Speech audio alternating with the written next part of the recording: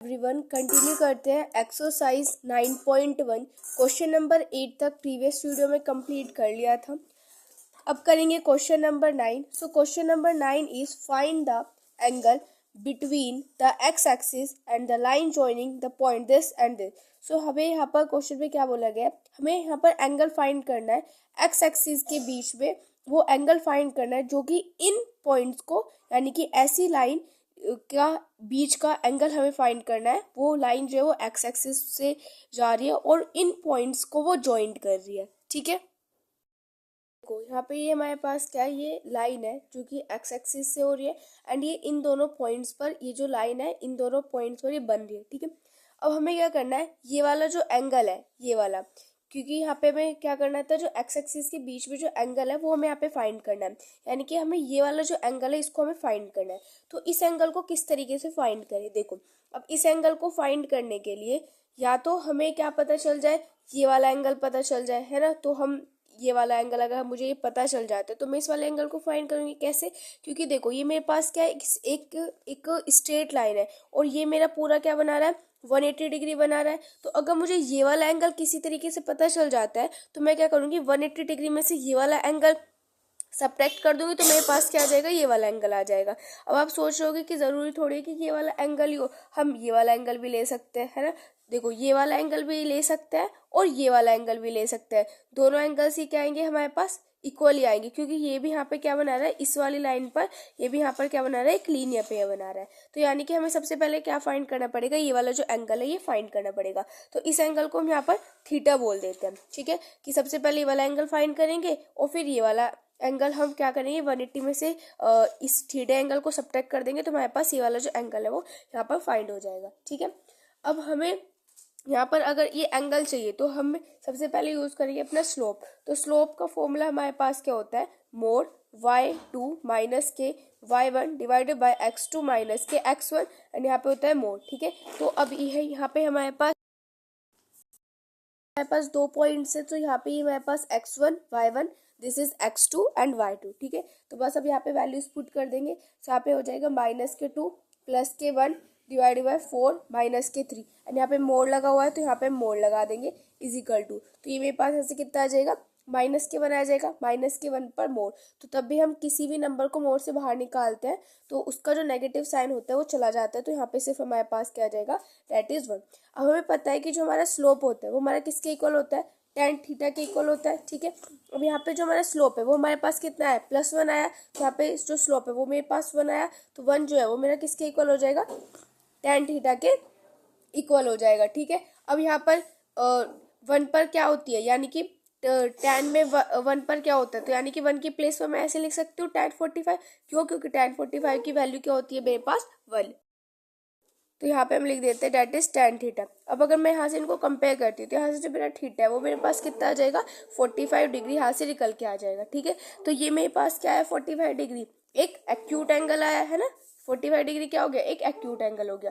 अब हमें क्या चाहिए, हमें तो फाइंड करना था ये वाला एंगल। तो इस वाले एंगल को क्योंकि तो हम फाइंड करते तो हम किस तरीके से चलते हैं, हम स्लोप में जब भी चलते हैं तो वहां पर हम एंटी क्लॉकवाइज चलते हैं। ठीक है, तो यहाँ पे हमें क्या करना है, ये वाला जो एंगल है इधर से इधर, इसको ये वाला एंगल हमें फाइंड करना है। ठीक है, तो हम यहाँ पे क्या चलेंगे, एंटी क्लॉकवाइज चलेंगे। ठीक है, अब यहाँ पे हमारे पास देखो, अब इस वाले एंगल को मैं यहाँ पे 5 बोल देती हूँ, तो मैं ये कह सकती हूँ कि 5 प्लस थीटा जो है वो मेरा किसके इक्वल हो जाएगा, 180 डिग्री के इक्वल हो जाएगा। क्यों, लीनियर पेयर की वजह से। तो यहाँ पे लिख दिया है एलपी, यानी कि लीनियर पेयर की वजह से। अब यहाँ पे जो 5 है इसकी वैल्यू हमें फाइंड करनी है, प्लस में थीटा हमारे पास कितना है, that is 45 degree is equal to 180 degree. तो यहाँ से मेरे पास 5 की वैल्यू क्या आ जाएगी, दैट इज 180 माइनस के 45 डिग्री, यानी कि यहाँ से 5 की वैल्यू आ जाएगी हमारे पास 135 डिग्री। एंड ये हो जाएगा क्वेश्चन नंबर 9 का answer. Number 10 is a slope of a line is double of the slope of another line. So यहाँ पे क्या है, एक लाइन का स्लोप है, उस लाइन का स्लोप जो है वो डबल है दूसरी वाली लाइन के। ठीक है, if tangent of the angle between them is 1/3, अगर उनके बीच का जो एंगल है वो 1/3 है, तो यहाँ पे हमें जो उस लाइन है ना उनका स्लोप्स फाइंड करना है। देखो हमारे पास क्या है, दो लाइन है, ये हमने फर्स्ट लाइन बोल दिया, इसको सेकंड लाइन बोल दिया। अब इसके बीच के जो एंगल है ना, ये यहाँ पर हमने इसको थीटा बोल दिया। जो थीटा है ये हमें क्वेश्चन में ऑलरेडी गिवन है, दैट इज 1/3। ठीक है, सो यहाँ पे हम लिखते हैं कि हमारे अब बोला क्या गया था कि जो एक लाइन का जो स्लोप है, यानी कि मैं एक लाइन के स्लोप को m1 बोल देते हैं, तो जो एक लाइन का जो स्लोप है वो डबल है दूसरी वाली लाइन के, तो दूसरी वाली लाइन के क्या है वो डबल है। ठीक है, तो दूसरी वाली लाइन का जो स्लोप है उसको मैंने m2 बोल दिया, फर्स्ट वाली लाइन के स्लोप को मैंने यहाँ पे m1 बोल दिया। ये मुझे यहाँ पर गिवन है, और मुझे क्या गिवन है, मुझे यहाँ पे गिवन है कि जो tan थीटा यानी कि टेंजेंट यानी कि tan थीटा उनके बीच का एंगल मुझे कितना गिवन है, दैट इज 1/3। ठीक है, तो अब कोई भी दो लाइन है तो उनके बीच का एंगल हमारे किसके इक्वल होता है, tan थीटा, यानी कि अगर मैं यहाँ से tan थीटा का लिए लगाऊं तो tan थीटा मेरे पास किसके इक्वल होता है, दैट इज m2 माइनस के m1 डिवाइडेड बाय 1 प्लस में m1, m2 इसके इक्वल होता है एंड साथ में यहाँ पर मोड होता है। ठीक है, तो यहाँ पे tan थीटा की वैल्यू हमें क्वेश्चन में ऑलरेडी गिवन है, दैट इज 1/3, वो यहाँ पे हमने पुट कर दी। ठीक है, m2 को यहाँ पर एज इट इज रख दिया माइनस के, m1 को यहाँ पे हमने लिख दिया क्योंकि m1 की वैल्यू क्या है 2m2, तो यहाँ पे लिख दिया हमने 2m2। ठीक है, 1 प्लस में 2m2 and multiply by m2, ये हो जाएगा यहाँ से। अब इसको आगे सोल्व करते हैं तो ये जाएगा मेरे पास यहाँ से 1/3 एंड ये हो जाएगा माइनस के m2 डिवाइडेड बाय 1 प्लस में 2m2 एंड इसका यहाँ पे क्या होगा, दैट इज स्क्वायर। मोड़ लगा हुआ है तो इसको यहाँ पर हमने मोड़ लगा दिया। ठीक है, अब ये जो m2 है ना इसको हम कुछ भी मान लेते हैं, यानी कि हम यहाँ पे इसको लेट कर लेते हैं कि m2 जो हमारे पास यहाँ पर x है, तो let m2 is equal to x। ठीक है, यहाँ पे हमने m2 को x मान लिया, तो यहाँ पे क्या हो जाएगा 1/3 इज इक्वल टू क्या हो जाएगा यहाँ से माइनस के x, क्योंकि मैंने यहाँ पे m2 को x मान लिया, फिर हो जाएगा 1 प्लस में 2x का स्क्वायर।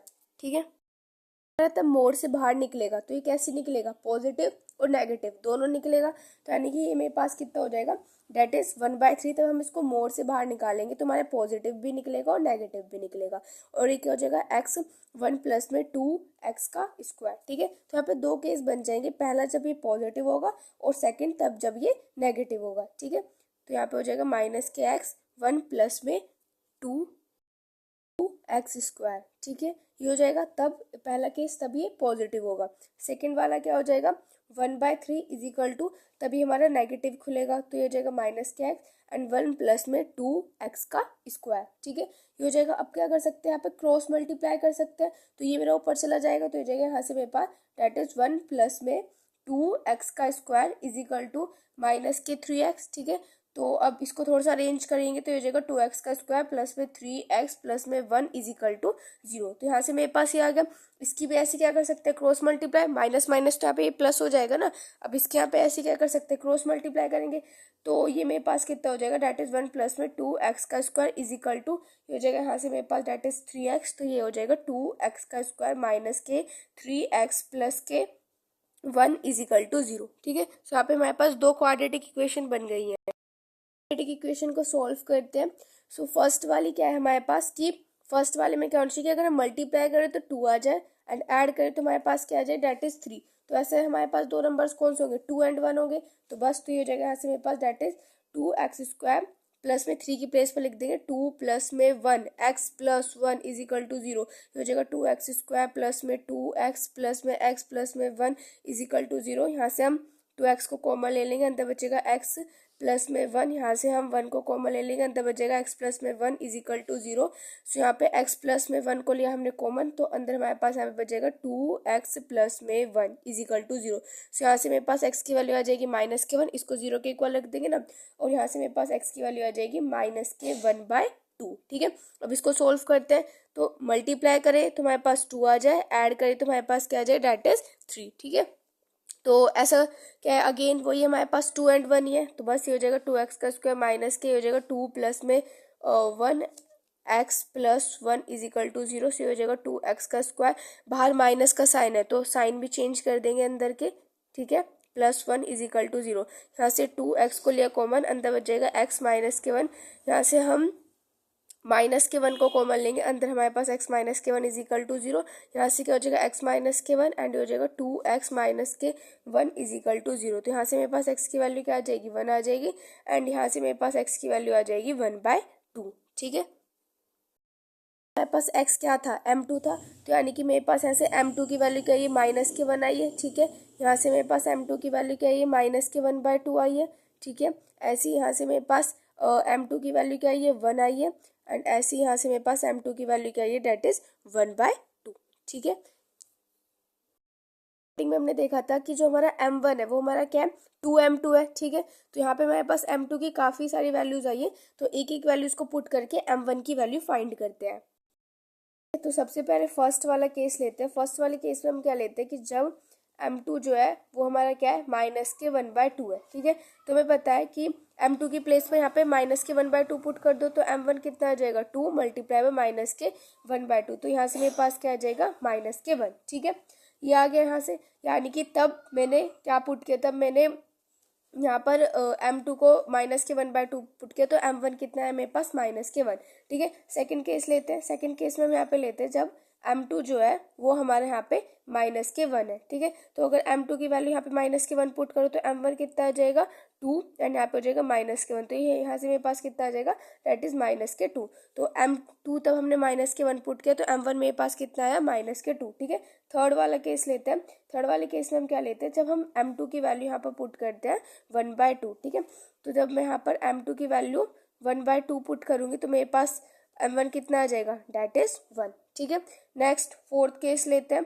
फोर्थ केस में यहाँ पर हम m2 की वैल्यू पुट करते हैं 1, तो यहाँ पर तब व्हेन m2 इज 1, तब m2 हमारे पास 1 होगा, तो m1 मेरे पास कितना आ जाएगा 2 1, यानी कि आ जाएगा यहाँ से मेरे पास 2। तो तब मैंने m2 को 1 पुट किया तो m1 मेरे पास कितना आया दैट इज 2। जाएगा question number 10। Number 11 is a line passes through this and this if slope of the line is m show that this. तो एक जो लाइन है वो इससे और इस पॉइंट से क्या हो रही है वो पास होके जा रही है, और अगर उस लाइन का जो स्लोप है वो m है तो हमें ये चीज शो करनी है। नंबर 11 में क्या है कि एक लाइन है जो कि इन दोनों पॉइंट से पास होके जा रही है। ठीक है, तो अब हमारे पास इनका जो स्लोप है वो हमें गिवन है डेट इज m। तो हमारा जो स्लोप है वो किसके इक्वल होता है डेट इज y2 माइनस के y1 divided by x2 minus के x1 इसके इक्वल होता है।